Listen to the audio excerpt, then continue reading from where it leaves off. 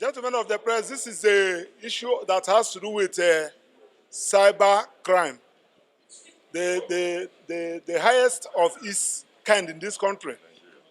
We are talking about over $100 million, where somebody used a particular platform to dupe Nigerians. And these are the victims of the crime. So these are the victims of the crime. Can you stop? These are the victims of the crime. You're not supposed to do that. We don't do that. You don't do that. You don't do that now. You don't do that now. You don't do that now. You are allowed to perform. Come on! This is the highest crime. This is the highest crime. This is the highest crime. See, put your mic. This is the highest crime.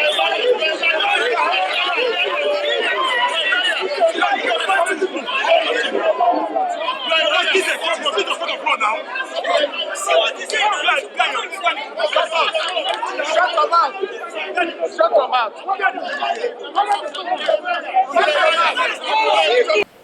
We against anyone going to the social media, taking up pictures and videos, right, airing out fake stories that Abayomi did not steal money. Abayomi has never been arrested for one day.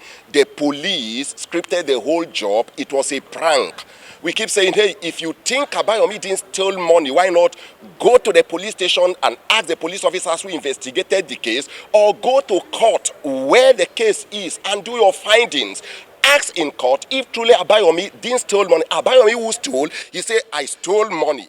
I used the same company's money buying all of these properties, and I'm ready to return. I'm ready to repent. Now for Michael Oko, Chris Humble Etang, Donak Ubi, Omar, Dennis Okoy, and the rest of them, Uche the commander, right, waking up, going to the social media, telling everybody that Abayomi who stole the company and he has confessed to his crime, didn't steal.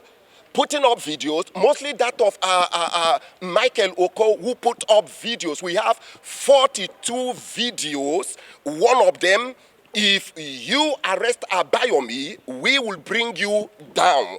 If you arrest Abayomi, we will bring you down. We will bring down the IG of police. We will bring down the judges.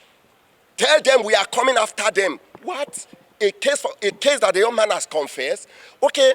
We didn't take laws into our hands. We decided to pick it up. Went back to police, put up petition, and they were arrested. Today they are in court, and I think they were reminded today, right? Now, we are not still going to take laws into our hands. We are law-abiding citizens. The investors of 547 countries, states, and provinces are all watching to see how the judiciary system in Nigeria look like, if they can get justice. And these guys who are threatening, just like they said, we are going to bring you down. They didn't just say it. Gunmen, the same week, Michael Oko, Humble, Ethan, they came up to say, we are going to bring you down. Gunmen invaded AAS lounge in Lagos. 10 gunmen shooting. Where is Jessa Michael? Where is Jessa? And I was to have a meeting in that same lounge with the workers after New Year. Now, if they say we'll bring you down, and gunmen came in. If they say we'll bring you down, they went to the social media to do all of the ranting name calling, unprintable names, where we won't take laws into our hands. We are waiting to see how the law will play a role, bringing them to justice, sitting them down to do the needful. But one thing is certain. We are not going to leave any stone unturned. We will follow them up to make sure the law take his place. And every one of them who has called us name, who vowed to drag the company AAS down, we are not going to leave it unturned. We will follow them up, let them tell us the offense we commit operating in Nigerian, a registered company in Nigerian that has our documents operating in Nigerian. Why will you want to bring the company down? Because you say Abayomi did not steal. Abayomi confessed to his crime. Wait, I am not going to say more than this because the case is already in court. We will leave it to the law in Nigerian, because We've been threatening my life, the life of my wife, the life of my children, the investors across border, workers of the company have been threatened, just like Michael Oko said, I will bring you down. Ethan said, I will bring you down. That is a humble. Ethan said the same thing. Omar said the same thing. What is his name?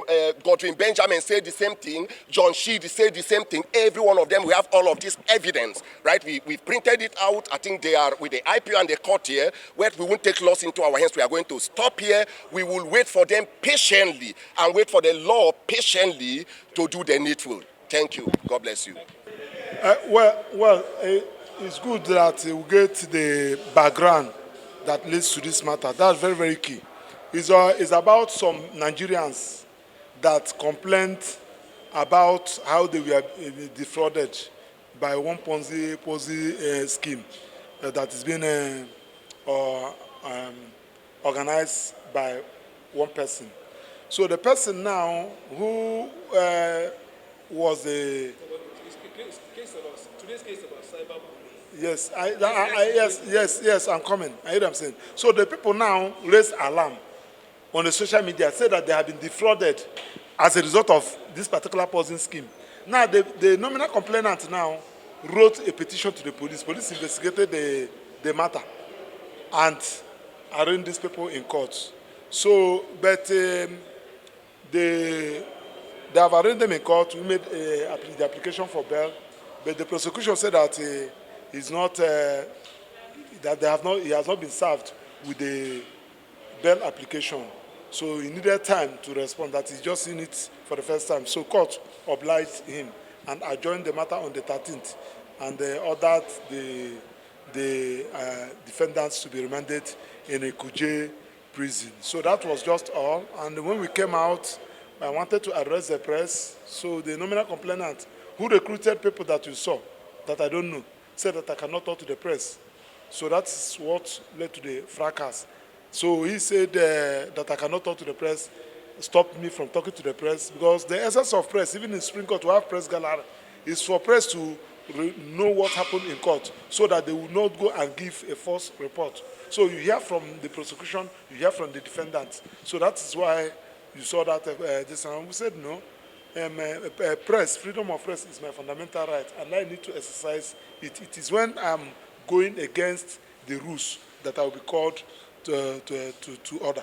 That's what actually happened. Okay, application for bail wasn't heard today. No, it was adjourned till 13th of May. Yeah, the third defendant in particular didn't. Yeah,